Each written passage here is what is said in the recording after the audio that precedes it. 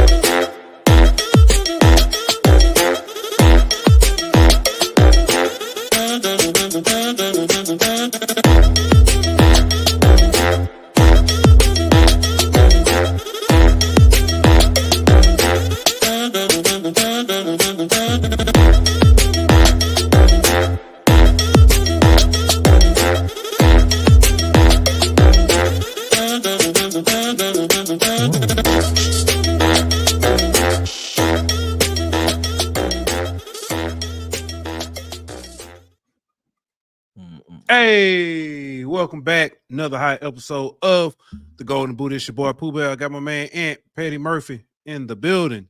What's good with you, my boy? Nothing much, man. Just another slow day in college football, right? Yeah, a lot of not much to talk about.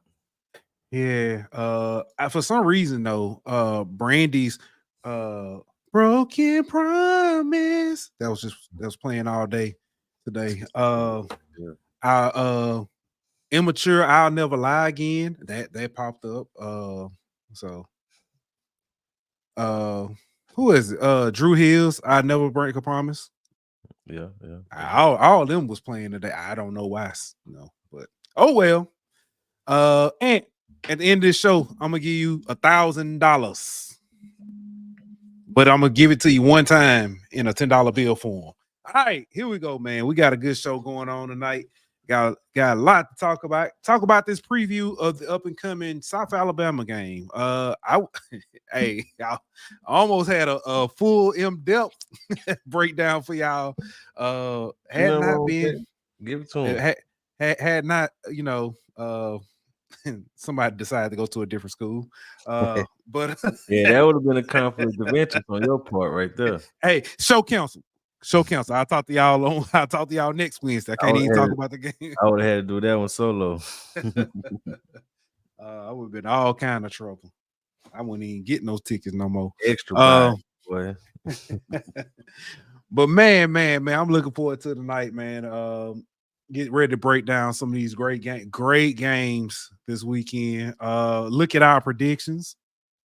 So I think we rubbing off, bro, because Dylan, he put in his predictions, and I asked him why, and they actually kind of made sense, except for one. He picked the bird, but anyway, go ahead, get to it. First, we gotta give a shout out to our sponsor, BetOnline. BetOnline.ag. We will be back in 1 minute. BetOnline.ag is your number one source for all your sports information, stats, news, and scores. Get the latest odds, lines, and player injury reports for this year's NBA and NHL playoffs. BetOnline is always your sports information headquarters. This season, we have you covered for all your sports wagering needs. We have everything from NBA, NFL, MLB, and NHL to golf, tennis, UFC, and boxing. BetOnline is the fastest and easiest way to get your betting info, including live betting options and your favorite casino and card games that you can play right from your home. Head on over to betonline.ag today or use your mobile device to get in on the action. Be sure to use the promo code BLEAV to receive your 50% welcome bonus on your first deposit.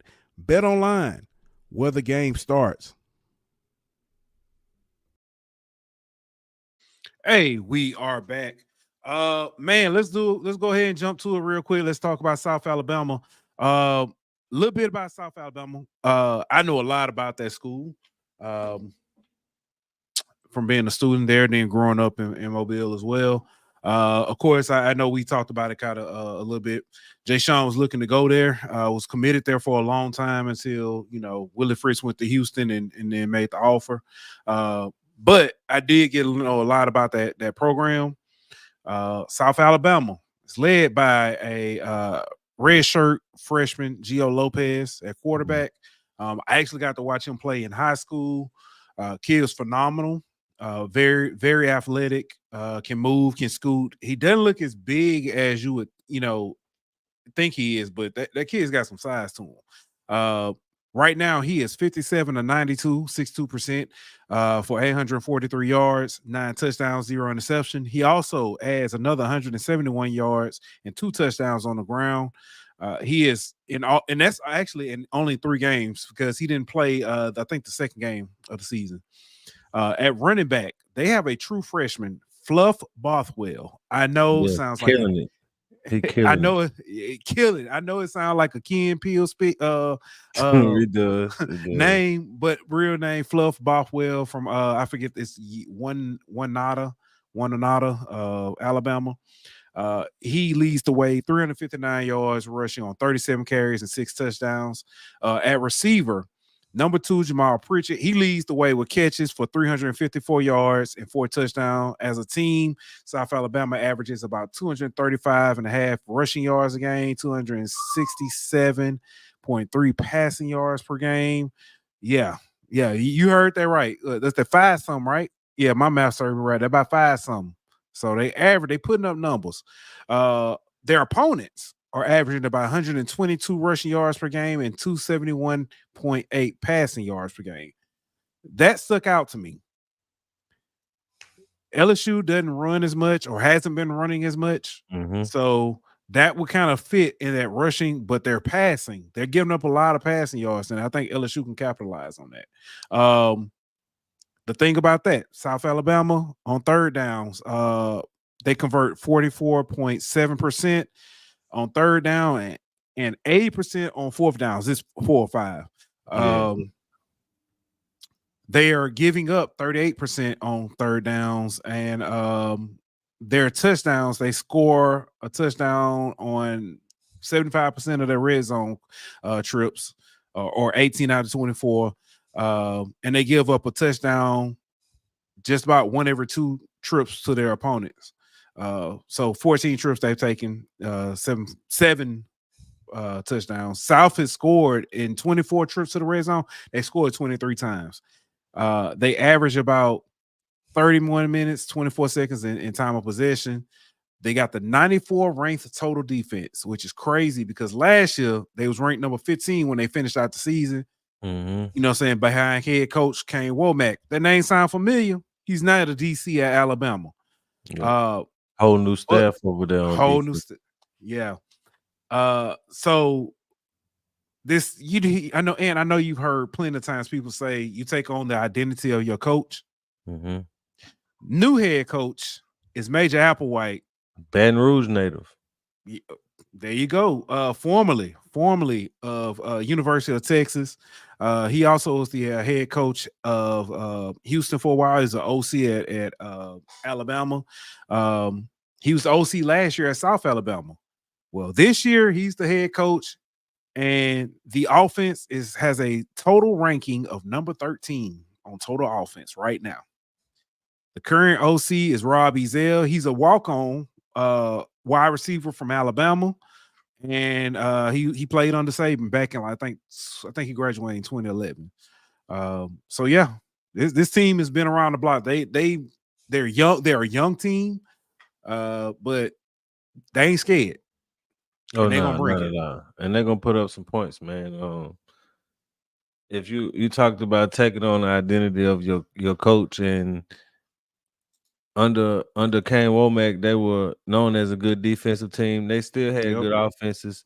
I forgot the quarterback name who was there last year, but the running back Webb, Bradley. The running back was Carter Bradley. That's it. Yeah, but then you had the running back Webb who was pretty good also, and so they lose both of them. But like you said, replace them with some young players who have basically grown up quickly this season and and have already playing at a level beyond their years. So I think that they definitely pose a threat offensively.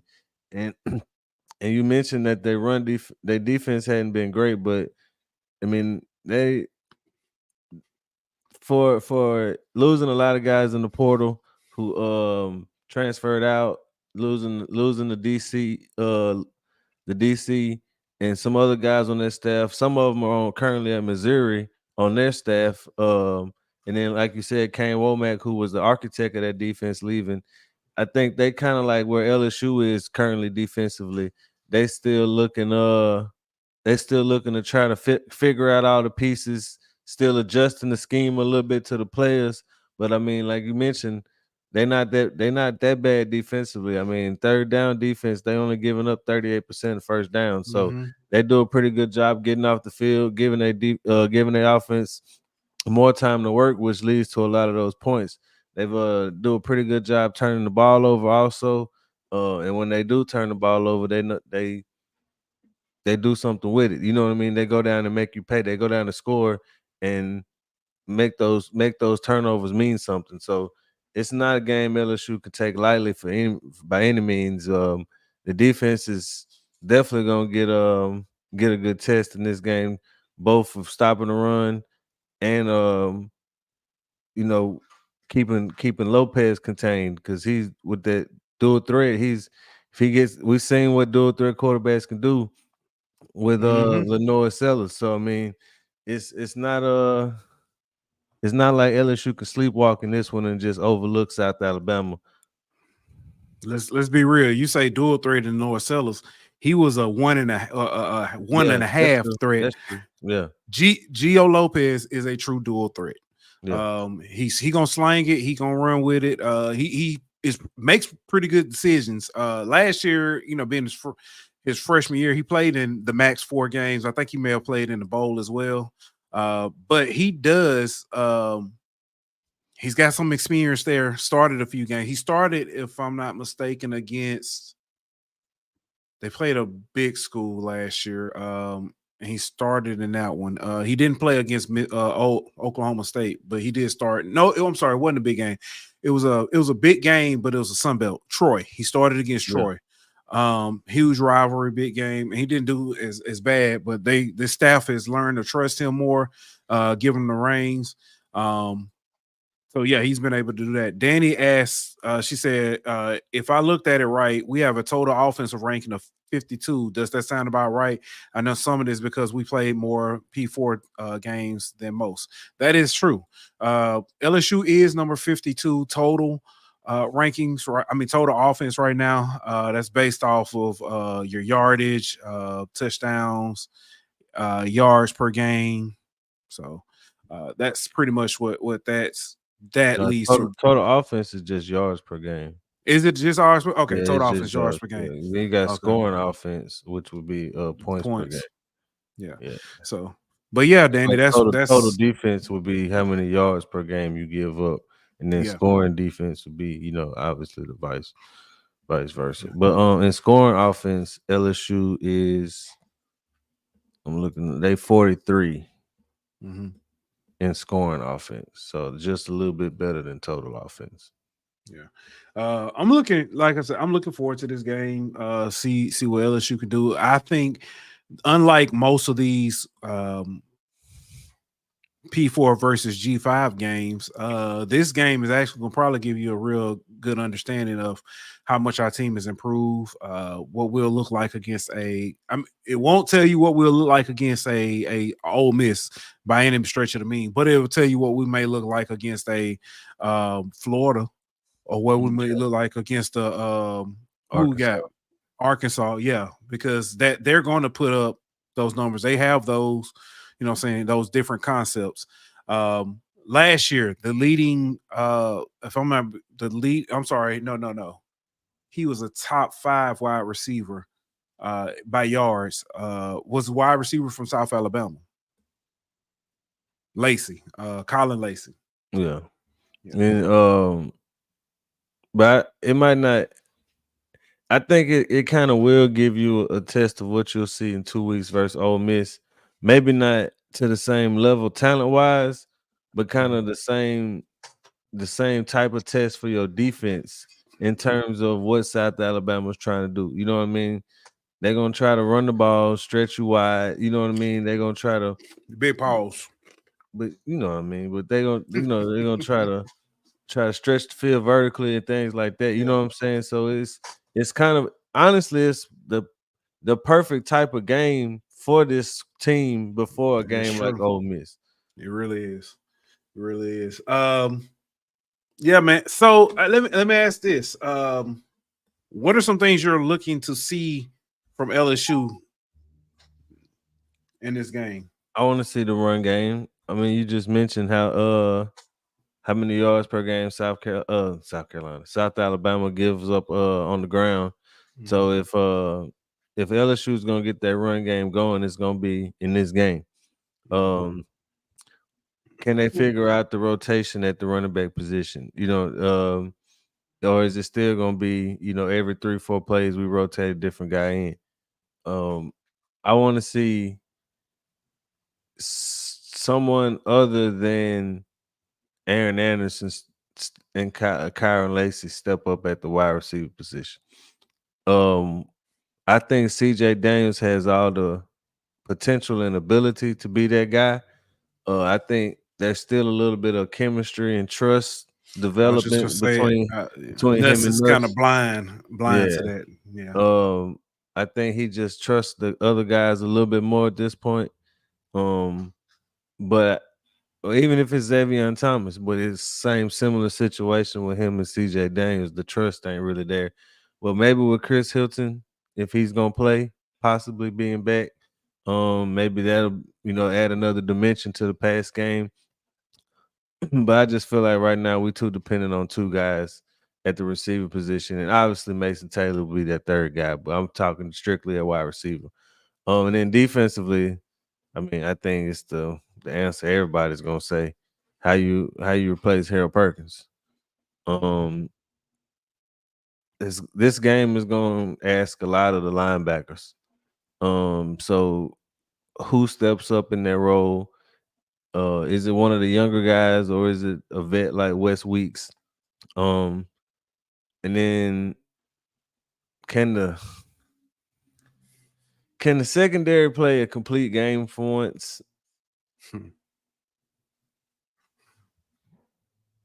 Yeah. That's all I'm asking for. Just no coverage bust, no bad angles, no overrunning plays by safeties. You know what I mean? Just for once, just play a sound game on the back end. So I'm in this case, I'm gonna take your approach. I'm a process. I'm gonna be a process person. I'm not gonna necessarily care for the end results. I want to see it's the process. That's fair. I want to see this. I want to see an improvement on defense to where it only take you a quarter to make your adjustments to shut it down a lot now. Instead of halftime. That would be an improvement. On offense, let me see more 12 and 13 personnel. Let me see them get you get more tight ends involved, because I want Pimpton and Trey Dez. I want them to have that chemistry built. I want to see my starters out of the game by third quarter, somewhere in the third quarter. You do realize your starters play pretty much the entire game versus Nichols. Yes, sir, I do. That's why I want to see them. I want to see LSU establish some dominance in the trenches. Show they can understand and comprehend and get through this game plan. And something we've been hearing a lot: do your damn job. You do your job, things change. The path was on earlier, probably about 2 hours ago, and it was the South Carolina game, and the Blake Baker told them, said, "Hey, we do our job. All you gotta do is do your damn job." Well, he didn't say damn. I'm sorry. He said, "Do your effing job." He said, and I promise you, they won't score again the rest of this half. Yeah, I mean that kind of go back to what I'm saying though. Like I think the reason why UCLA had success in the first half was because of there wasn't fundamentally sound play from the defense. You know what I mean? It was busted coverages and guys overrunning plays and not making tackles and things like that. If you just play fundamental football and, like you say, do your job, you'll limit a lot of the plays, explosive plays the other team gets. Like we talked about it on Sunday. Like how many plays of 10 plus yards did they have? Like 13, 14, whatever it was. You know what I mean? Like a lot of those was yards after the catch. You know what I mean? A lot of those were runs where they break a tackle and then get to the second level. You know what I mean? Like if you can just play fundamental football and wrap up on the the initial tackle, don't let them break your tackle and get to the second level. Stay in the proper coverage assignment and don't be running two different coverages with one half of y'all running zone, half of y'all running man, or half of y'all running cover 2, half of y'all running cover 3, whatever the case may be. And linebackers, like, don't bite on the fake all the time. Like, let's have some integrity. You know what I'm saying? Like, it's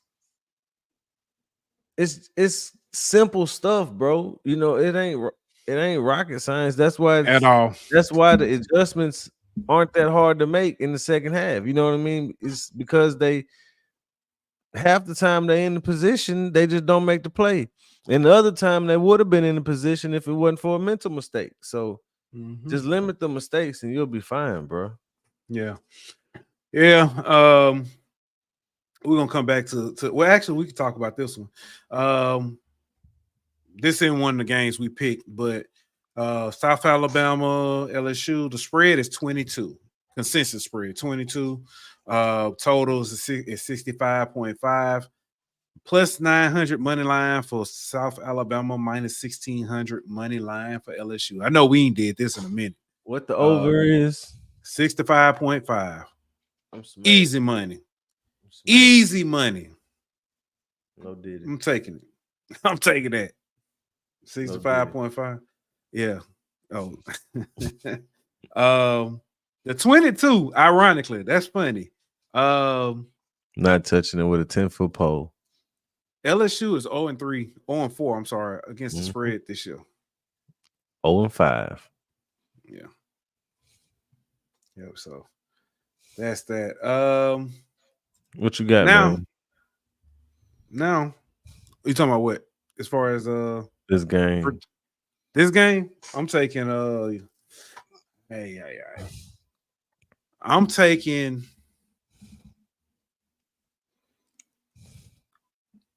$49-31 LSU. You killing the over, huh? Yeah, it's gonna hit easy. I think it's gonna hit easy. South Alabama may score. If they don't, they'll score. They're gonna score at least 21. I think they'll get 30. Yeah, I was gonna say 45-24. Okay, I said easy. I mean, they're gonna at least hit 21. Yeah, they at least hit 24. I meant is what I meant. Yeah. But yeah, you said what 45-24? Yeah. I think they'll win by double digits. But I don't think it's gonna be enough to hit 22. That's a lot of points. Oh no, it's not gonna be. That's why I said even winning by 3 touchdowns, like that's a lot. But I think both teams are gonna get a lot of chunk plays though. So I think both teams will get a lot of possessions to score that amount of points. I don't think it's gonna be a game to where it's gonna be similar to South Carolina, right? Well, they had 2 touchdowns of 60 plus yards, and and so we got a lot of opportunities with the ball to score. I think that's kind of gonna be what it's kind of like. I know this may sound like an excuse. If LSU had to play UCLA in a night game instead of that evening game, I think it matters. I think we see like LSU. I think they hit they cover in that game. No, what was the cover? 24 and a half. 24 and a half, bro. That's a lot. I think they hit at least 40. I'm not 40. I'm sorry. I think they not cover 24. I think they at least hit that 24 mark. So you think they'll push at the 24? Yeah, they'll push 24. It'll be, I mean, they'll get caught by the hook. Yeah. I think they went that extra touchdown is I don't know why I just feel like that. I don't know if it's because I think, hey, the little bit of the heat, but then again, UCLA is going to be a little bit faster and stuff, and they might not be as worn out because they were gassed. And see, it's another thing. This is a night game, but South Alabama used to humidity, so it ain't gonna have that same effect that it had on UCLA. Not at all. You know what's funny? South Alabama has 4 practice facilities, 4 practice fields. They have they got the stadium, of course. They have a covered practice field that has the doors, like I think it's like 2 sides have doors and one side they left the rest open. So they can actually practice inside with a little bit of humidity. Then they have just a covered field, and they have just a field. So yeah, so like you said, they will be used to that. You ready to talk about these other games, the actual prediction games? That's cool. All right, man. Let's bring up our prediction. Let me get Dylan in here so he gonna have to explain himself. Give me 1 second. I'm glad your mute button worked.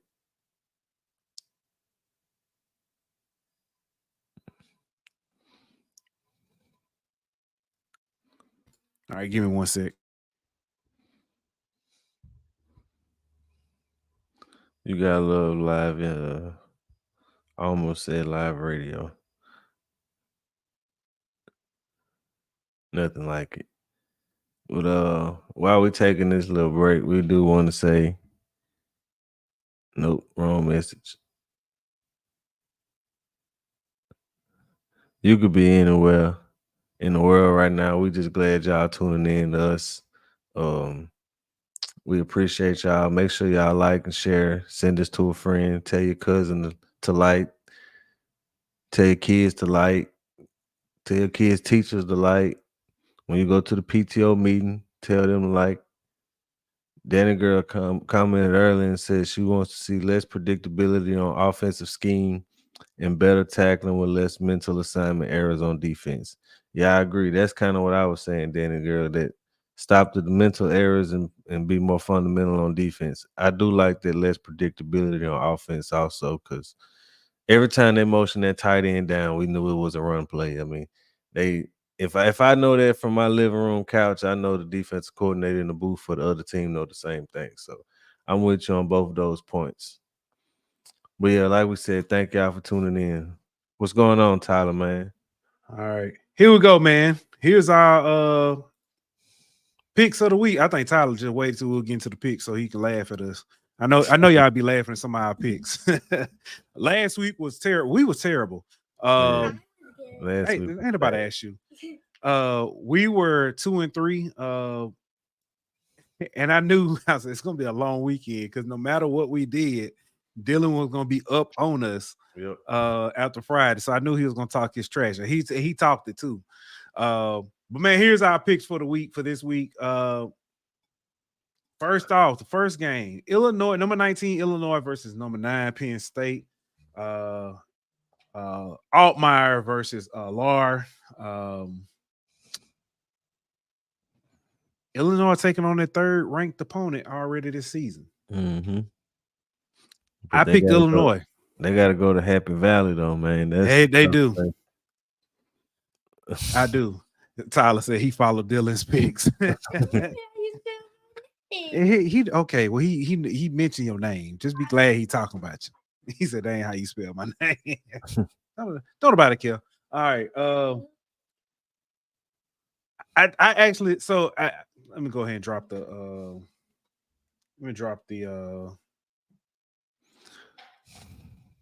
y'all ain't supposed to see that. Let me drop the link for our actual picks so we can have y'all go check them out. It gives a little bit more explanation of what our picks, how we got to our picks. But it's funny. Happy Valley, and that's the first thing I said. I said, I'm not picking. I said, because you got to go to Happy Valley. That's going to be too hard. But then I thought about it. I didn't pick Illinois to lose twice this year. Mm-hmm. I'm not going for a third. That's fair. I didn't mention this in my picks. That's the only reason I'm saying this. But last week we both picked against Illinois, correct? Correct. They was on the road at Nebraska, right? Correct. You could call it an upset, but can they go on the road twice? Because in hostile environments and get up twice for those types of games. I thought about Carter's little formula or whatever he's road games. That was back-to-back road game. I thought about that and I was like, I gotta take that chance, bro. I feel you though, man. You know, fool me once, shame on you. Know what I'm saying? I feel you know. Yeah. Next game we got Oklahoma State versus Kansas State. You got Kansas State. I picked Oklahoma State. I was kind of like you. Oklahoma State. Last week I picked them over Utah, and they burnt you. Yeah, man. So yeah. I think I don't think Oklahoma State is as good as preseason predictions, bro. I think they're trying to find life they can't run outside the of ball. Ollie. Yeah, that's all. They're trying to find life outside of Ollie, and it's not working right now. Well, yeah, I mean, even life with Ollie ain't working right now. You know what I'm saying? Like, you would at least think that they would be able to run the ball with him if they couldn't get the passing game going. But you would think on the flip side of that, you would think a Mike Gundy offense would be able to get the passing game going. So and their defense ain't as good as it thought, but I think that that Kansas State team, that if you kind of look at that game last week versus BYU, they shot themselves in the foot a lot and put their defense in bad situations. I think Kansas State had like 3 or 4 scoring drives of less than 50 yards. You know what I mean? So you get the ball on the other side of the 50, your defense ain't nothing that they can do pretty much. You know, 1 first down, you in scoring range. So I think that was kind of I hate to say it, but a fluke loss, so to speak. So I think they're gonna bounce back. So ironically, you said that they shot themselves in the foot. I honestly just think that's Kansas State as a team. Fair. On the field. On the field this year on the field, that's what they are. Ironically, in my write-up, I talk about that with Oklahoma State because I feel like Oklahoma State is always a play away or something like that. They're always under Mike Gundy. They will always find a way to mess up. Yeah. On field, off field, don't matter. Well, see, their biggest win this year was Arkansas, and that was the one game. But that was Arkansas did it to them. Arkansas lost that game more than Oklahoma State won that game. So, like, even how good is Oklahoma State really? Because if you look at their win, they gave up 600 and some yards on offense that game, and somehow Arkansas found a way to lose. Yeah. I forgot to mention it. The Illinois Penn State, the spread was 18, totals 47.5 plus 632. Money line Illinois minus 948. Money line Penn State. That's a big payday for you if they hit. Yeah, I'm not taking the spread though. That plus 18 is a lot. I don't know. Oh yeah, I wouldn't take it. No, that's too much for me. I say plus, I mean minus 18. Yeah. This game, OK State, Kansas State, spread is 5. Total is 55. Money line is plus 160 for OK State, minus 191 for Kansas State. So pick them pretty much. I almost feel that's 5 points though. Plus, I mean, I know to pick them for the money line, but yeah. Louisville at 16, number 15 Louisville at number 16 Notre Dame.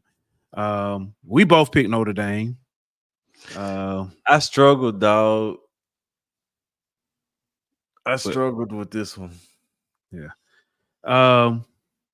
Spread 6.5. Total is 45.5. Plus 191 for Louisville, minus 175 for Notre Dame. Yeah, I like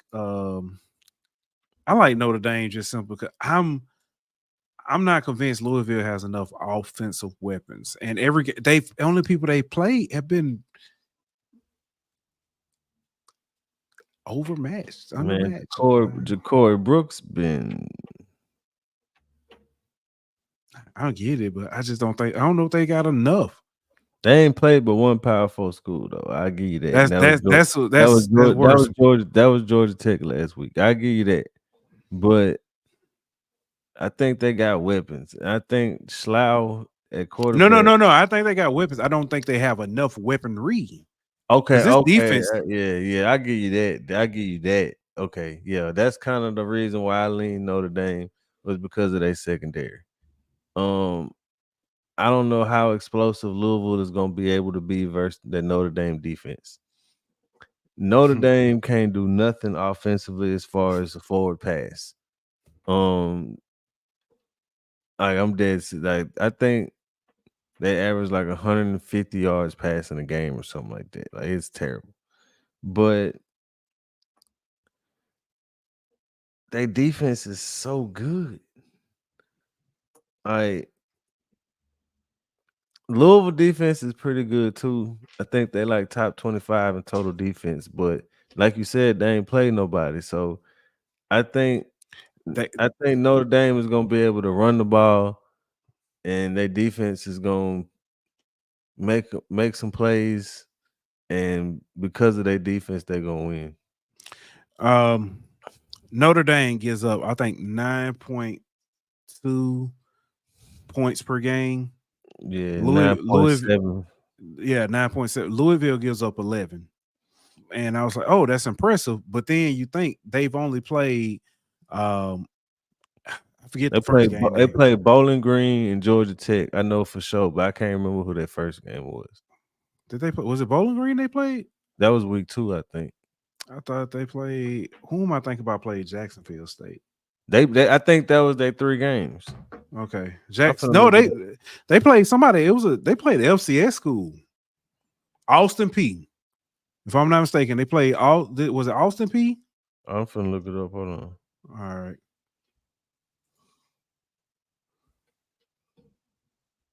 Yeah, you're right. Austin P, Jack State, and Georgia Tech. Who played Bowling Green? Texas A&M. Oh, okay. Yep. Texas A&M played them. Somebody else just played them too. Kansas State played them as well. That's no, not Kansas State. I'm sorry, Penn State. It was Penn State playing because Bowling Green was actually beating Penn State, and then Penn State had to come back. Tyler said Louisville gonna clap them cheeks. It's fun. It's even funny because of what he said earlier, though. Yeah. All right. Next game up, we got Arkansas versus number 24 Texas A&M. We both picked Arkansas in this one. The spread is 4. The total is 52.5. Plus 148 for Arkansas, minus 175 for Texas A&M. I'm hitting that money line. Give me the money line. Because I just think that Bobby P, bro. Oh, I'm sorry, Texas A&M. Yeah. I might take Arkansas on the 4.5. Yeah. Plus 4. Yeah. I'm taking the money line for Arkansas. Only thing I'm concerned about is Arkansas tends to shoot themselves in the foot a lot. Mm-hmm. And if this is a close game, do they turn the ball over at the wrong time? You know what I'm saying? Do they find a way to lose the game snatch defeat out the jaws of victory. You know what I'm saying? Like, But you got Texas A&M with a freshman quarterback. That's true. Who is and he's a dual threat, so he's been making, making moves on the ground. Yeah. But he's only completing 53% of his passes. That is true. That is very true. That's why I feel comfortable with Arkansas. And under Bobby P. Arkansas got a top 15 rush defense.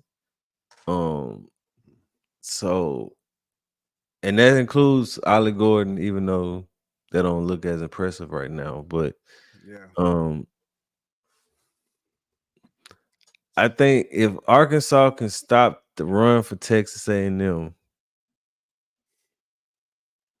they'll win this game. And I think that's easier said than done. But I think that because, like you mentioned, A&M might be a little one-dimensional offensively, I think Arkansas might be able to do it. Yeah. Last up, man, this is the big one. Georgia, number 2 Georgia versus number 4 Alabama. You pick Bama, I pick Georgia. Spread for this. Georgia is favored by -2. The total is 48.5. Minus 128 money line for Georgia, plus 107 for Bama. This is taking place in Tuscaloosa. Ironically, although Georgia is favored in the betting market, they are the ESPN matchup predictor has Bama a 66-point favorite. I mean, not 66 points, 66% favorite. Yeah. I think I like Georgia in this one. Somewhat of yeah, I like Georgia in this one. The reason why I like Alabama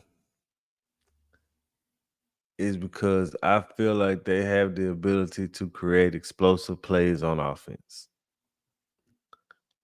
Between Milroe's scrambling ability, Ryan Williams, the Bernard kid from Washington, possibly Kendrick Law. You know what I mean? I feel like they got guys on their team who can one play 50 yards, touchdown. You know what I'm saying? And I don't think either team is going to be able to just drive down the field 10, 12 plays, for the whole game. I think you're going to have to be able to score quick to give yourself a chance to win this game. And I feel like Bama can do that more than Georgia can do that. Cool story, bro. I'm gonna tell you why I say Alabama has they've made a couple of those plays. But numbers wise, they're just not putting them up this year. They're not.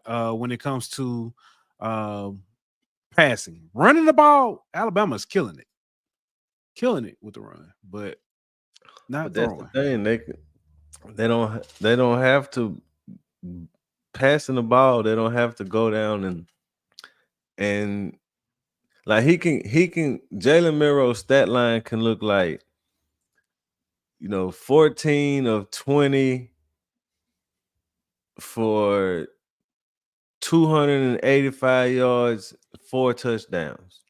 Yeah. You know what I mean? Like, he don't have to throw for 300-400 yards to have a great game passing. Yeah. Tyler asks, is Bama defense that good? Bama's defense is number 13 total defense right now. Georgia's total defense, and number 6 in scoring defense. Number 6 in scoring. Georgia's defense is number 4 right now, total defense. Yes. But then, and it's a contact trip. It's contradictory for me to a certain extent because Georgia gives up like the fewest amount of explosive plays in the country. You know, so to say that Alabama has an explosive offense and they're gonna make explosive plays against a defense that doesn't give up explosive plays, you know what I mean? It kind of contradictory, but I just feel with the added dynamic of his legs is what's gonna give Georgia problems. Him extending plays, you know what I mean? And I think that's what's gonna give. And not to mention, I heard someone make this point. I believe it was Josh Pate, but Kalen DeBoer beat Dan Lanning twice last year, right? Yeah. Dan Lanning basically runs the Georgia defense, albeit not with the same caliber of athletes. Oh, he basically runs the Oregon defense, you mean? No, I'm saying he runs the Georgia defense. Where did Dan Lanning come from? He was the I get what you're saying. I get what you're saying. You see what I'm saying? So he basically runs a similar defense to what Georgia runs. And he was Kalen DeBoer twice last year with arguably a less talented team was able to beat Dan Lanning twice, not just beat him, but put up a lot of points on his defense. So now you take that he has a better team than he had at Washington going up against a similar version of that same defense. I get what you're saying. Both teams had a week to prepare. You know what I mean? Like I think, and I'm not saying you're doing this, but I do think a lot of people overreacted to the 13-12 win over over Kentucky. I think a lot of people overreacted to that, and for the matchup to be 66%, I think that plays a part. I also think that not enough people paid attention to the USF game because the final score was 42-13. But see, can I say that that's contradictory? Because I could say that you overreacting or you taking too much into the last game. You see what I'm saying? So like, I think you can't either way it go, you can't look at the last game and say, oh, look what they did their last game. They're not as good as they have. You know what I'm saying? Like I feel like I agree people are doing that with Georgia and saying they're not as good as we think they are because they struggle with Kentucky. But at the same time, I don't feel like you can say Bama's defense ain't that good because look what South Florida did, or Bama ain't that good because it was a close game for a half. It go both ways. I think both teams are better than their last performance showed. I think Bama kind of proved that in the second half, but I still think that they better than in a complete game. They're better than what they showed versus South Florida. Yeah, I'm looking up because Danny asked the question. Do we think that Bama defense is better than Clemson's because Clemson held Georgia offense in check the first half? I'm trying to see where they are ranked, and I'm obviously overlooking them because I am to the third page instead. Oh no! Oh wow! Clemson's is 108th in total offense. I mean, I'm sorry, total defense. Let's see where they are scoring.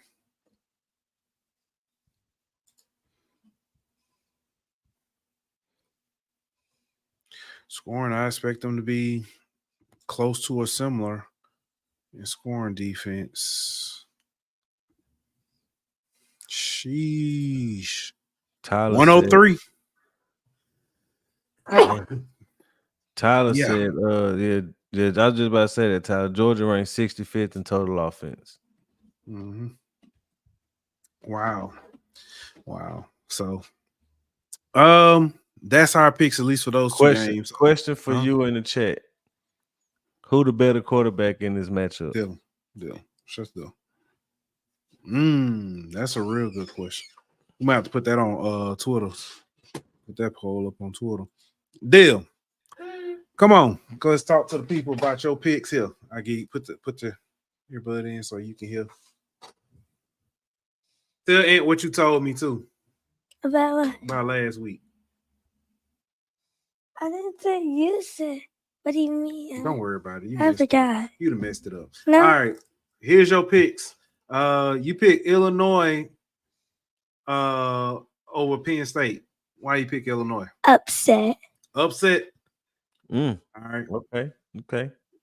You pick number 20 Oklahoma State to beat number 23 Kansas State. Why you pick? Because what's their record? Both of them got the same record. Oh. 3-1. They both lost their last game. Better ranking. Because of better ranking. Okay. Okay. Number 15. You got number 15 Louisville versus number 16 Notre Dame. Bird. The bird. Why are you talking like a baby? Bird. So now, Tyler, I'll come back to you because you said you taking Dylan pick. So he picked Louisville because they're a bird. Okay. All right. Next, you got Arkansas versus number 24 Texas A&M. You taking Texas A&M? No rank. No rank. Okay. Now, you got number 2 Georgia beat number 4 Alabama. Georgia deserved to win against Alabama last year. Okay. He's saying revenge factor. Okay. And also, I don't like Alabama. All right. That's the true reason. All right. Raising you right. All right. Appreciate it. Bye. Bye. Have a good night. See you tomorrow. All right. Hold on. Tyler said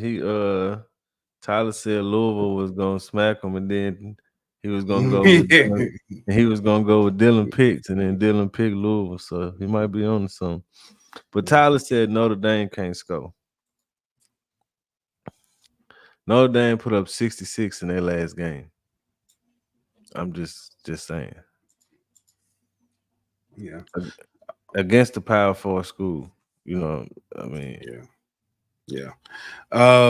They might can't throw the ball, but they can run the ball. All right. Other notable games. UCF versus Colorado. Yeah. What my man Brian said something about that earlier. He said UCF is a 16-point favorite over Colorado. I'm not taking that. UCF is likely a better roster, but the 3 best players on the field will be on the other sideline, and that may be enough. Gus Malzahn is an elite coach, though. Elite. I don't know about that. UCF is ranked number 14 in the country in scoring offense at 45 points a game. We know Colorado has had a tendency to give up points. I'm talking about like a lot of points. Mm-hmm. So I could see UCF putting up 45 or more points, in this game. Colorado gives up 23.5 points a game, but that's skewed because of that Colorado State game. But the only problem is I think Colorado gonna score 2. So UCF leads the country in rushing at 375 rushing yards per game. They gonna kill them in the trenches. Exactly. I don't know. Colorado's gonna have to throw the ball a lot and play from behind. So I don't know. I mean, that bodes well for Colorado, but 16.5 is a lot, though. What you think?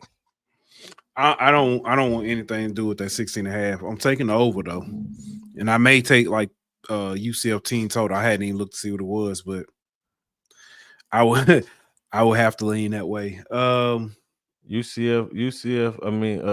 run for 375 a game. Colorado give up 150 rushing yards a game. So they'll probably get 300 for its real. Yeah, I'm saying at least 220. You know what I mean? Yeah. At least 250. So I don't know. Then they say we also know KJ is very inconsistent, but that's why they not even putting. I ain't gonna say they're not putting the ball in his hands, but you really, I mean, you got to worry about that if he running. But he also ain't playing SEC defenses. That's true too. So I mean, that boy playing against the SWAC. this thing I want to look up real quick. What the sack numbers looking like for UCF, but I don't see them on. They must not be on the first page. Hold on, because oh dang, team sacks. Hold on, here we go. They must not got that many. LSU ranked 14th. I'm surprised to hear that. Well, shoot. Oh my God. Oh, the 131. 131. You know what's funny? I thought it was bad because Colorado is 108. One sack. Oh, Shador might have. I'm taking the over in this. I told you. Shador gonna have all day to throw the ball. All day to throw the ball.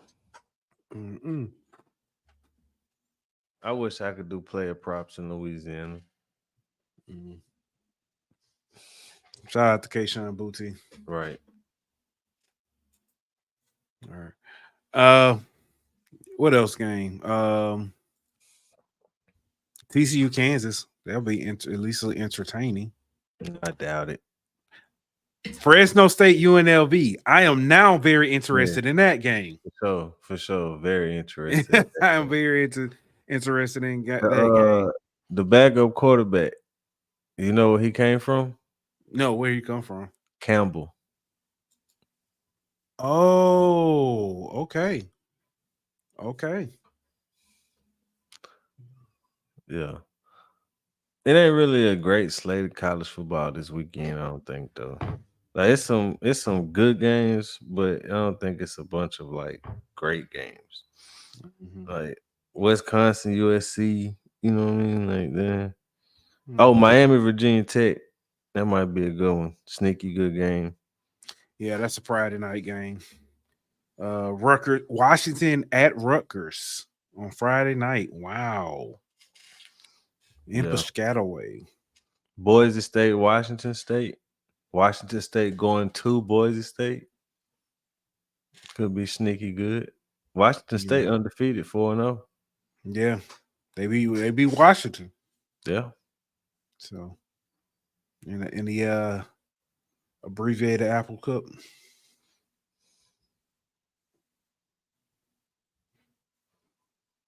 Yeah, but that Arizona Utah game gonna be a slaughter. Golly. Yeah. You think Utah gonna slaughter them, even if Cam Rising don't play?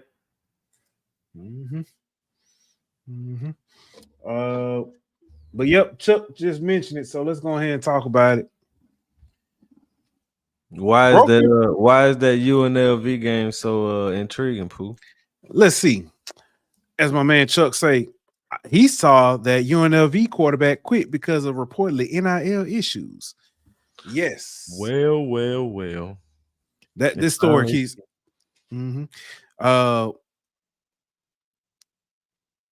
This game got more curves than big girl models. Listen, UNLV. This story is wild. So it was reported that the quarterback Sluka, I don't even know his first name, but Sluka transferred in from Holy Cross to UNLV. So he was reportedly told he would receive $100,000. His agent, basically was told by the OC Brandon Marion that he would receive $100,000. To date, said he's received three. Go ahead. It never said that Brendan Marion was the one who told him that. So I thought they said the OC. Brendan Marion was the one who recruited him. Oh. But they said that a coach on staff promised him $100,000. It never said that it was Brendan Marion. Gotcha. I think we gotta clarify that because we don't want to accuse him when it could have been the quarterback coach or somebody like that. You know what I mean? Right. So he was basically reportedly told he would receive $100,000 by a coaching staff. But they said to date he's only received $3,000. And he was supposed to receive that monthly, which if you do the math, that ain't. So he received $3,000 for relocation fee. There you go. Okay. And so apparently he hired an agent, and that's a whole nother story. We'll get into that later. But he hired an agent, and his agent was negotiating the deal, and they was promised $100,000. They gave a $3,000 relocation fee. When the agent went back to recoup the rest of the money, they said that they would negotiate a deal for $3,000 a month for the next 12 months. And so, which would have been like significantly less than what he was promised. The agent, who at this time appears to be unlicensed in the state of Nevada, came out and said that there was nothing signed. It was a verbal agreement for $100,000 with said coach. There's one problem with that. A coach cannot make a promise to pay a player without breaking NCAA violation. Bingo. Secondly, it's a verbal agreement. There's nothing binding that agreement because it's your word versus his word. Third, the collective said all of their everything they do is in writing contractually, and they have nothing in contractually with the quarterback. They were negotiating the deal with the quarterback, but they had never agreed to pay him $100,000. So this is all a game when he said, and there's no way to prove what was really promised to the kid or what the kid felt like he was supposed to be getting. And the school is spinning it to say that because of their 3-0 record and beating 2 Power 4 teams, he came and his agent came back to the school and said, we want more money, which is obviously an NCAA violation for that would be pay for play, and can't do that. So it doesn't surprise me that the school statements are basically denying that they paid him anything, and they're not going to admit to committing an NCAA violation. But shall I read their statement?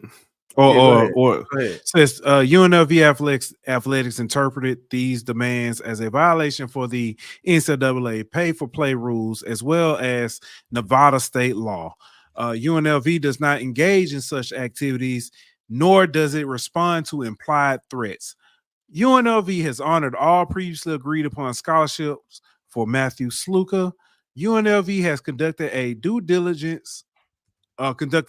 diligence and will continue to operate in its program within the framework of the NCAA rules and regulations, as well as Nevada state law.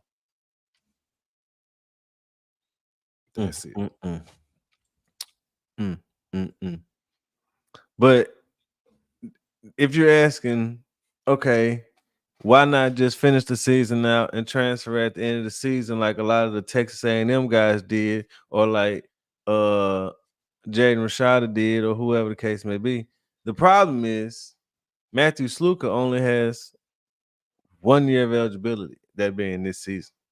So if he played in any more games or 2 more games, he would lose his eligibility after this season, and he wouldn't be able to capitalize on his 1 year of eligibility. So therefore, he's capitalizing and maximizing the current redshirt rule, allowing him to play in up to 4 games and still redshirt, and is going to redshirt this season and transfer after the season. My question there becomes, since he's no longer a member of the football team, do they have to honor his scholarship for this current semester? Yep, they do.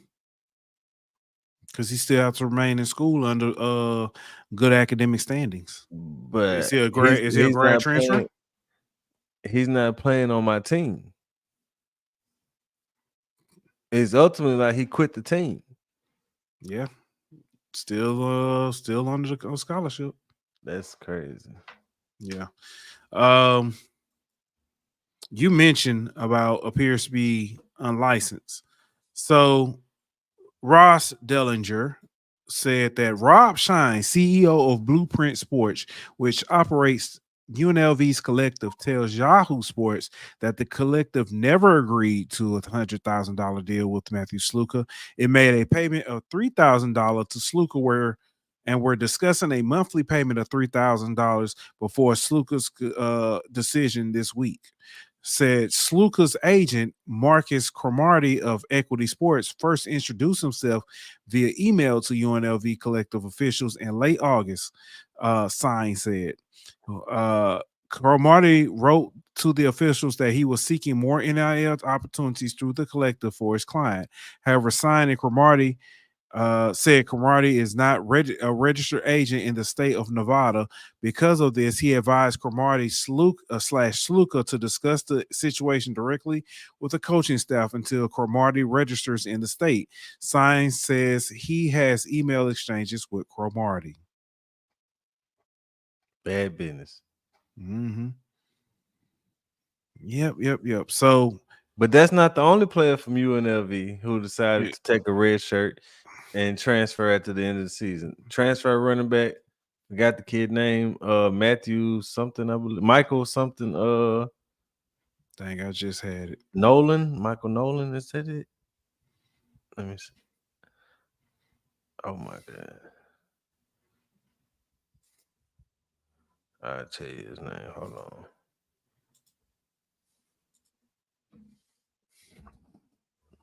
Michael Allen. Yep. Yeah. Michael Allen, he decided to transfer, but he says his decision has no ties to NIL agreement. This is due to on-field opportunities. I did not receive a dime from any UNLV collective. So while I don't like seeing this is just a new day and age of college football. The red shirt rule is being, you can say, manipulated or used as a loophole, whatever you want to call it, for kids to say, man, the season ain't going the way I want it to go for one reason or another. Maybe it's playing time. Maybe we lost. Maybe I'm not getting the money I want, whatever the case may be, but they saying the season ain't go the way I want it to go. So before I play in my 5th game, I'm just gonna bounce and call this season a red shirt year. Yeah, pretty much, and go to my next destination. So you want to hear the crazy thing about all this? I can understand if, like you said, it's not season ain't going the way they expected. They've had losses. Team didn't look well. They have 2 wins over Big 12 schools. Oh, here's the strictly money. They literally are in the playoff contention. Yeah, they could. Yeah. What's to stop Jalen Milroe from going in the Kalen DeBoer office on Friday and say, if you want me to play tomorrow, I need $500,000 tonight? Absolutely, you know what I'm saying? Like, what's to stop, or what's him to stop him from saying that last week going into this week? You know what I mean? Like, you got a week to give me $500,000. Like, what's stopping these kids from doing that? If there has to be some kind of way to rein this in. Daniger asks, is this why Barry Alexander is doing too? No. There's a story already out about that. So Last week they said he in the UCLA, I'm not UCLA, USC's game, he only played like 21 of 58 defensive snaps. So his is on playing field, time. on field. Yeah. So it's like the running back. Yeah. He said after the game he was seen shouting 390. Yeah, I seen that tweet, but yeah. Yeah. Okay. It said he's expressed frustration with playing time and playing at at USC as well as his father. So that I'm sorry, his guardian. So that's his issue. That one's not a money thing. Gotcha. Yeah. But you mentioned that, and you also mentioned about the guy not being registered. This is from NCAA. Or is this no? I'm sorry. This is Nevada law. Says an athlete who violates this section is guilty of a misdemeanor and shall be punished by imprisonment in the county jail for not more than 6 months, or by a fine not more than $50,000, or by both fine and imprisonment. In addition to any other penalty, the court shall order the person to pay restitution. Yeah. So that's the penalty for an agent not being licensed in the state of Nevada. All right, so Donald Walker asks, will Congress eventually step in and put rules and regulations in place? That's the $1 million question. I'm gonna give my 2 cents. All right, so everybody knows about the lawsuit that's going on right now, the House settlement case that's going on with the NCAA. If you're wondering what I'm talking about, you remember how everybody talked about the scholarship limits changing? That's what the settlement that's part of the settlement. Another part of that settlement is the revenue sharing, where the schools will be able to pay up to $22 million to the athletes. Okay, as part of that revenue sharing deal, the NCAA was trying to prohibit players from taking payments from NIL collectives. Ultimately, the pay to come to my school type payments to players. However, a federal judge felt like the restrictions on some of these collective payments were too harsh, and felt like you couldn't prohibit the athletes, from making money from collectives.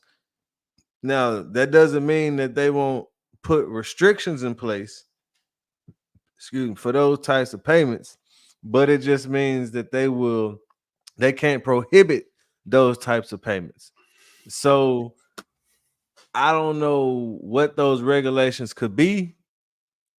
Maybe put a cap on the amount, you know what I'm saying, or maybe put a limit on how many players you can have that can be signed to a collective at a certain time, or something along them. Well, they've already started making. Do you remember where they were talking about? And I didn't like it at the time, but I actually like it now because of this situation where they were talking about like regulations on like a third party that the NCAA has to review the contract and stuff.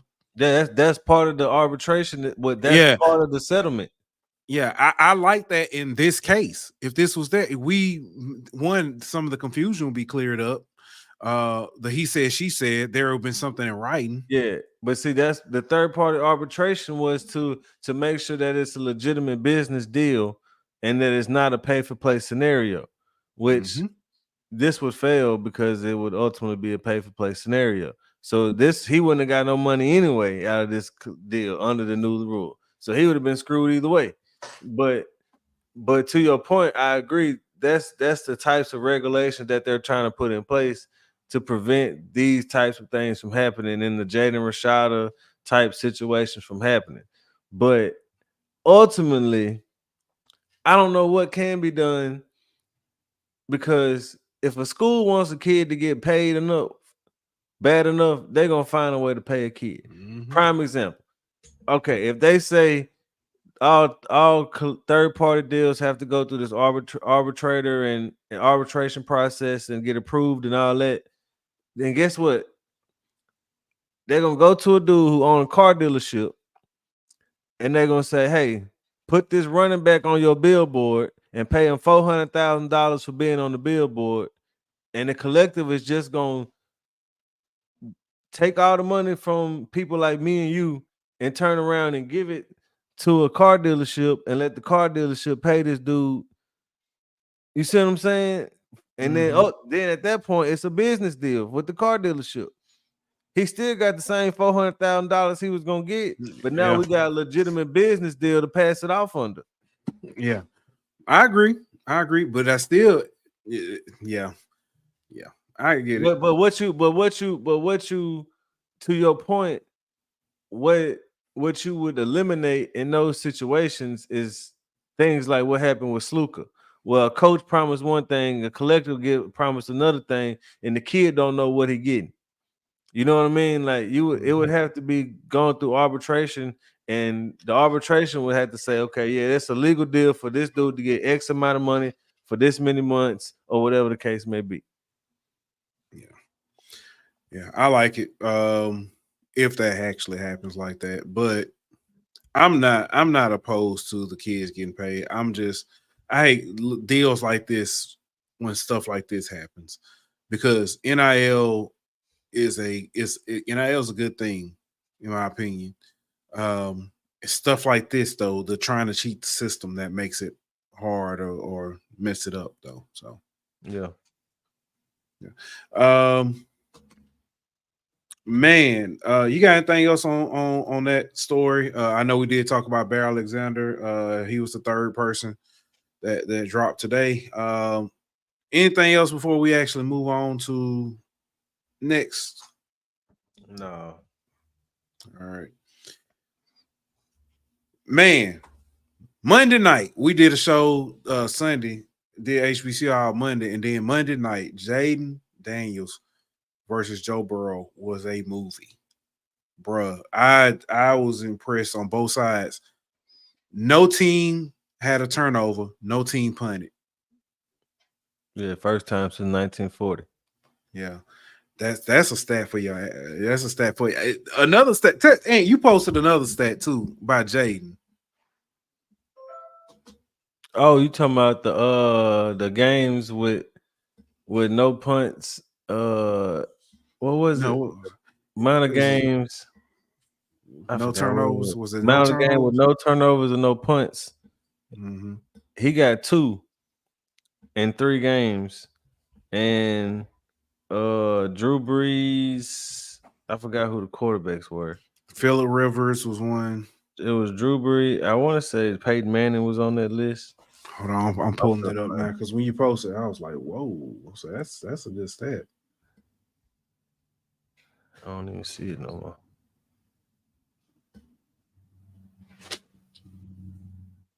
Hold on, I'm getting to it. I'm almost.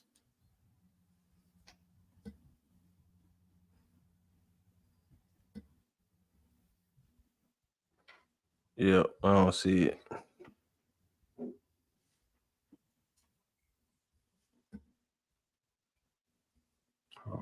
Hold on, I'm almost.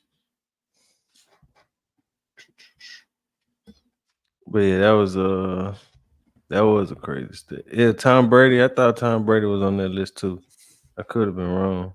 Yeah, here you go. So game scored with a team. Hold on. Games where the team scored on every drive. There we go. Excluding kneel downs. Jayden Daniels in 3 starts has 2 games like that. Tom Brady, Patrick Mahomes, Drew Brees, Peyton Manning have 2 combined in 1,094 starts. Jeez. That's wild. That's wild. Did you see his passing chart for this game? No. I'm gonna go look it up. It was like he had like 3 passes to the left, everything else to the right. And somebody was like, "Oh, is he a one read guy or whatever?" And somebody else was like, "Nah, the cornerback for Taylor Britt or Britt Taylor, the cornerback for Cincy, he was on the left side." So they were just avoiding him for the most part. Somebody was like, "Oh, Fetty Wap passes." Oh man. Nah, it was yeah, I forget it was I forget who the corner was, but Jayden was picking on that dude all night. Yeah. I mean, but he did have that beautiful pass to McLaurin. Oh yeah, my on the God. left side. It was like a 50-yard bomb on the left hand side. Then he went back to him on the right on that play where the free blitzer came and he got hit and just threw it up and threw a perfect dime. Like, that's crazy. That is crazy. Bengals 0-3. I know we talked about this prior to about that. That usually means you ain't making the playoff. Yeah, it's gonna be tough. But they looked better. They lost that game because of their defense, not their offense. Yeah. I've seen Cincy in 3 games this season. I say they played good enough to win. The New England game, I think they actually did win, but it was a bad call. Yeah. But they played good enough to win. They just can't put it all together. Yeah. Yeah. But Chase looked like himself for the first time this year. You know what I mean? I think they just got to play a complete game and get something out of both sides of the ball. Yeah. Yeah. Looking at some of the rest of the games. I mean, not some of the rest of the games. Looking at some of the games for this week. You got Cowboys Giants on Thursday night. Yes. I just want to see Malik versus Diggs. He going. Sunday we got Falcons Saints, and Saints are missing everybody. God, well, at least they didn't practice today. I'm not gonna say they're not. Oh, okay. Play, but some of these people just didn't practice today. We'll wait till Thursday, Friday to see what the injury report. I'm a panic then too. Like Alontae Taylor missed for illness. You know what I mean? Like he might have just had the stomach virus or something. You know what I mean? Like I ain't gonna buy it. And if people miss Friday, that's when I'll be concerned. What's wrong, nephew? You got the bubblies? I ain't gonna. But the Kamara injury is concerning, though. I'm not gonna lie. Yeah. You also got Vikings Packers. I think that's gonna be a pretty good game. You got Eagles Bucks. You got Bengals Panthers. If the Bengals find a way to lose this game, my God, it's an Andy Dalton revenge game, man. I know that's oh my God. You got Jags right taking on the Texans. Yeah. Trevor Lawrence. Can we talk about that real quick? Go ahead. Is there anybody who gets more excuses and more passes than Trevor Lawrence? He has been playing terrible, but I have yet to hear anything about it. He got paid $50-some million, and every other quarterback who get paid that much, you have a bad game and people are there, or your team lose, people coming out blaming you. Nobody ever blamed Trevor Lawrence for anything. He like the golden boy. You know what I mean? Like the can't do no wrong guy. I just don't understand why or what makes him exempt from the criticism. Because he pretty. He got pretty privilege. Well, he got that Jimmy G, huh? Yeah. Yeah. No, you're right though. You're right. You got this is a terrible off. Rams versus Bears. Well, at least the Rams got a reason they bad.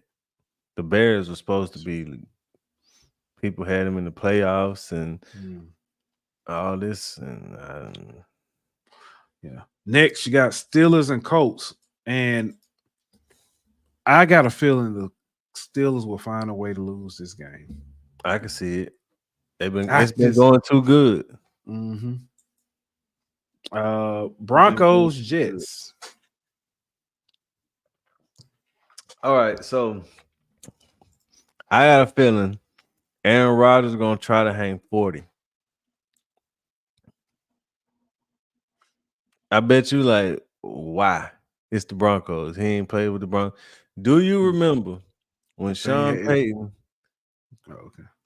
talked noise about Nathaniel Hackett. He was the previous coach at Denver. He talked about how horrible of a coach he was and all that.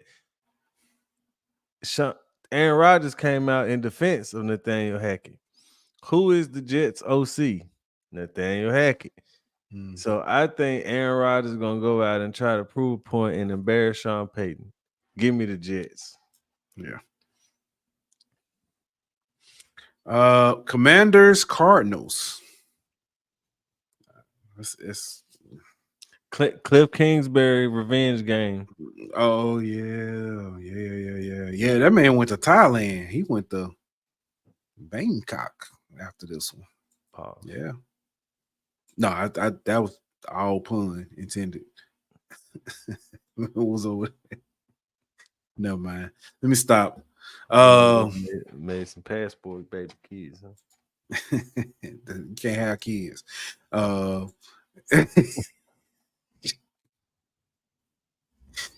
Not in Thailand, you can't. Some of y'all will get it. All right. Patriots versus 49ers.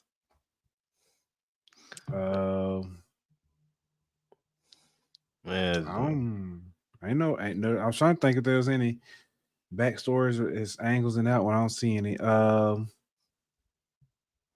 Browns, Raiders.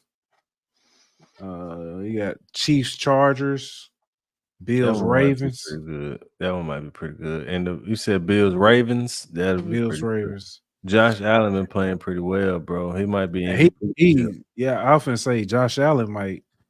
He might. Coincidence that he having one of his best seasons without Stephon Diggs? I think not. Coincidence he's had one of his best seasons when Brady is the full-time OC. I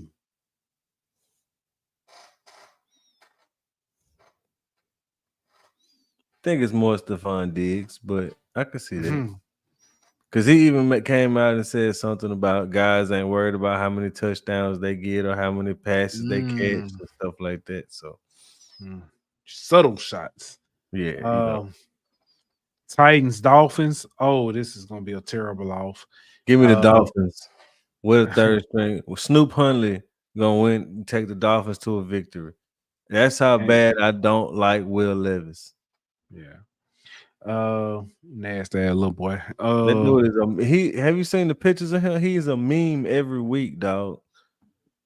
Just Google Will Levis or search on Twitter Will Levis and just go to the media or whatever the photos and just scroll down and look at some of them photos. Man, that dude he be like it's some of the craziest action shots that you will ever see in your life. Like he don't even look like he playing football.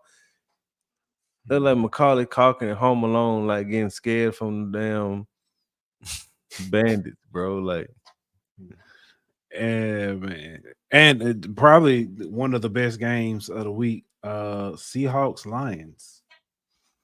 Ooh, I like the Lions. Sneaky good one. Yeah, I like the Lions. I like Seahawks to play. They've been playing real good, but I like the Lions in this one. We forgot one college game. Talk to me. Ohio State, Michigan State. I ain't forget it. Oh, I did. I forgot what's called though. It's gonna be I thought I don't know. I don't like the offense. Michigan State. I don't like the offense. That's Jonathan Smith supposed to be his strong suit. Jordan Child said, bet the over on us. Then they went out there and got whooped. I think that's the dude's name. What's the quarterback name? I said Jordan Child. That's the gymnast. What's the? Oh, you said that. That's what I was like. What's the dude's name? Aiden Childs. Aiden Childs. Okay.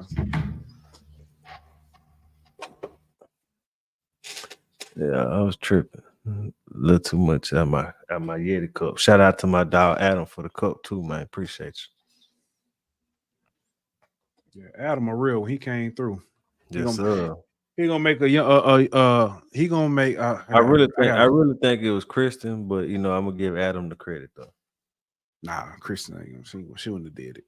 She probably had to remind him. You know how us guys get. You know what I'm saying? She's like, and wasn't you supposed to be getting a cup for somebody? Oh yeah, you right. No, that's all I got though, man. All right. It was something else I was gonna mention. Monday Night Football, back-to-back 2 games on a night. You like that? Yeah, because if one game sucked, at least I got something else to watch.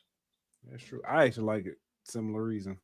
Last week we got 2 good ones. No, I say we good didn't. ones. I say 2 good ones. Just because it was exciting to watch. Yeah, that's what I say. It wasn't a good game. No. Yeah, but no. I give you that. Good ones to watch, but not good games, so to speak. I give you that. Because Josh Allen had a hell of a performance. He's my leading candidate for MVP right now. Yeah, that Virginia Tech Miami game. I want it to be a good game, but I can't. Man, Miami is favored by 3 touchdowns. Yeah. Michigan take on Minnesota. I know watch that. If they find a way to. We got asked about the WNBA. Yeah, Oklahoma first road SEC game going to Auburn. They might lose that much. Get quarterback change for Oklahoma. Yeah, Hawkins, true freshman. Danny asks, is the GBP ever going to discuss the WNBA again? The playoffs, perhaps? Didn't we talk about the WNBA on Sunday? Or was that the week that Wednesday prior? I know we talked about it. I thought she didn't want to talk about it since her team got swept. Oh, I mean, they played the Liberty and lost 2 games. I mean, yeah, but is it a 3 games? I mean, it's no, I was going to say the next round 2. Is it? I think it's 5. But the girl, Caitlin Clark at the house now too. Yeah, she lost tonight. But it's been kind of chalk. I mean, I don't think none of these first series are going. I think they are going to be sweeps. Yeah. Diana Taurasi this might be her last game tonight. Oh yeah, they is losing. I was going to say women's basketball is pretty much straight chalk for the most part. I mean, you don't have a lot of upsets. No, not too many. But you might next round though, because next round you're gonna get a Liberty Aces matchup. Ooh, early. You're gonna get a Minnesota Sun matchup. I mean, the Sun could easily win that series. I ain't gonna say easily, but I could see them winning that series. You know what I'm saying? So, yeah. I mean, I'm kind of worried though. Yeah. You got anything else before we get ready to get up out of here? I know we talked WNBA also. Go ahead, the GOAT. Yeah. Also, I'm gonna drop this link again, man. Y'all go check out the our article we wrote up on our picks for this week. It's funny. For those of you, anybody who does tune in and you read the articles, it's funny because me and Ant don't talk about our stuff beforehand. We just pick the games. And Ant will send me his write-up. I don't look at it until after I've written mine because I don't want to be influenced. And ironically, we end up saying the same stuff. We may have different picks, but we usually say sort of the same stuff. It's funny because I told Ant today, I was like, it's funny how similar our thoughts can be, but how different we see stuff. So yeah. But that's all I got, man. Let me get the theme music going. Give me my theme music.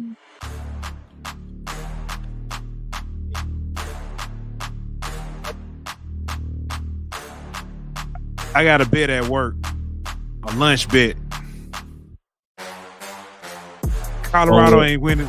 Colorado only winning 5 games, and we wrote out the games. UCF was a game, one of them games. You said they winning? I said Colorado could win. I said if Colorado lose this one, they going 4-8. Ooh. Their margin of error is very small. Yep. We'll be back on Sunday. Like that, we out. This show is presented by betonline.ag.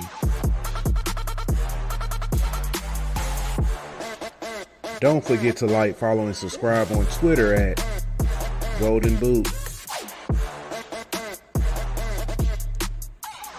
On Instagram at Golden Boot. On YouTube at The Golden Boot Pod.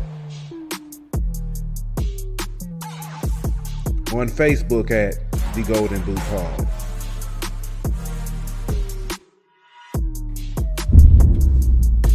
Golden Boot!